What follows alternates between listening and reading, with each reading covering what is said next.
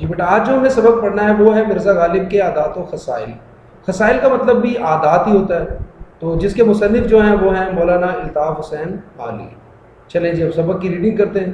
مرزا غالب کے اخلاق نہایت وسیع تھے۔ تو وسیع جو ہے بیٹا لفظ، اس کا مطلب ہوتا ہے کشادہ۔ وہ ہر شخص سے جو ان سے ملنے جاتا بہت کشادہ پیشانی سے ملتے۔ تو کشادہ پیشانی کے معنی ہے خوش اخلاقی سے ملتے۔ جو شخص ایک دفعہ ان سے ملتا اسے ہمیشہ ملنے کا اشتیاق رہتا، اشتیاق شوق رہتا۔ دوستوں کو دیکھ کر باغ باغ ہو جاتے تھے۔ باغ باغ ہونا خوش ہو جانا، اور ان کی خوشی سے خوش اور غم سے غمگین ہو جاتے۔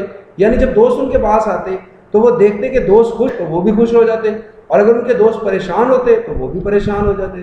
اس لیے ان کے دوست ہر مذہب اور ملت کے نہ صرف دلی میں بلکہ تمام ہندوستان میں بے شمار تھے۔ ملت قوم اور بے شمار ان گنت جنہیں گنا نہ جا سکے۔ جو خطوط انہوں نے اپنے دوستوں کو لکھے ہیں ان کے ایک ایک حرف سے مہر و محبت، غمخاری و یگانگت ٹپکی پڑتی ہے۔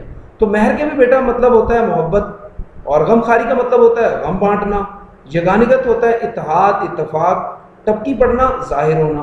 ہر ایک خط کا جواب لکھنا اپنے ذمے فرض عین سمجھتے تھے۔ تو فرض عین ایسا فرض جسے نہ چھوڑا جا سکے، یعنی کہ لازم ذمہ داری جسے ضروری انسان نے کرنا ہو۔ ان کا بہت سا وقت دوستوں کو جواب لکھنے میں صرف ہوتا تھا، خرچ ہوتا تھا۔ اگر یہ سوال آ جائے کہ غالب کا بہت سا وقت کس کام میں خرچ ہوتا تو اس کا جواب آپ بیٹا کیا بتائیں گے؟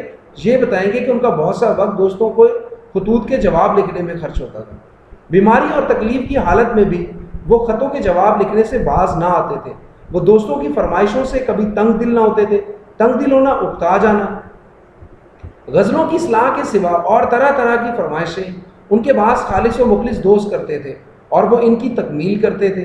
تو اصلاح کے بیٹا معنی ہوتے ہیں درستی، سوا علاوہ، تکمیل کرنا مکمل کرنا، یعنی لوگ ان سے جو بھی فرمائشیں کرتے ہیں ان کے دوست تو وہ ان کو جہاں تک ہو سکتا ضرور مکمل کرتے۔ لوگ ان کو اکثر بیئرنگ خط بھیجتے تھے، مگر ان کو کبھی ناگوار نہ گزرتا تھا۔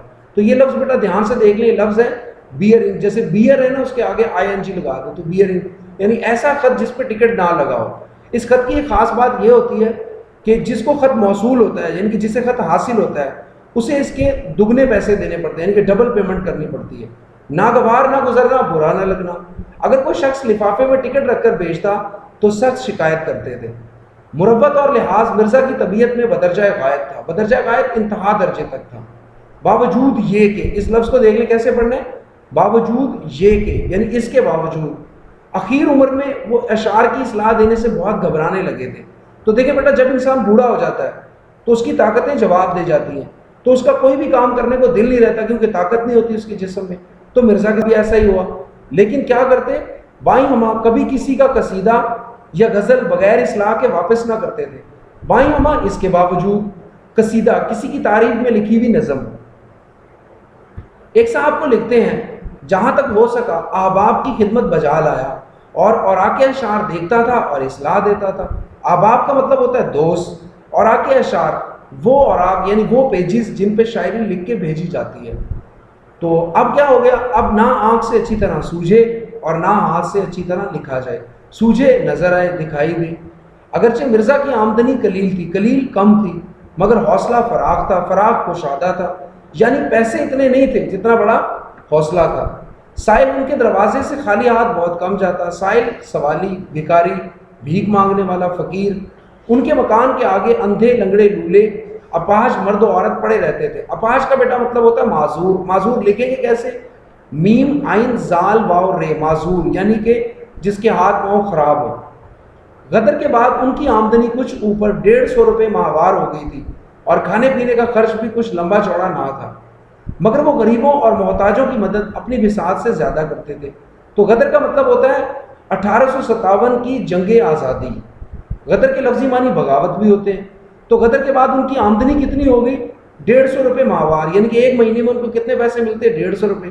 تو یہ بیٹا اس زمانے میں 150 روپیہ بہت زیادہ رقم ہوتی تھی۔ آپ آج کے حساب سے نہ سوچیے گا کہ 150 روپے میں تو کچھ بھی نہیں ہو سکتا۔